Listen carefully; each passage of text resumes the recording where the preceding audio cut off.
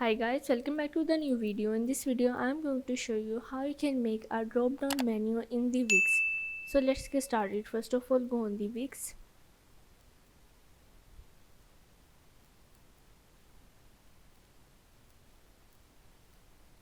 Once you are in, you have to go on the edit side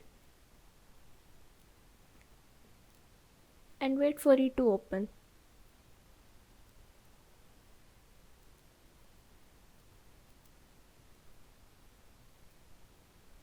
Now once you are in, you have to go on the pages and menu, and here you have to go on the add page.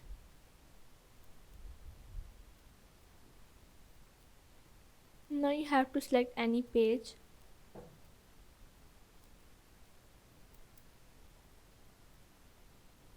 Once you select it, you have to click on the add page and wait for it to download and click on the done. Now you have to collect all of the page in one menu,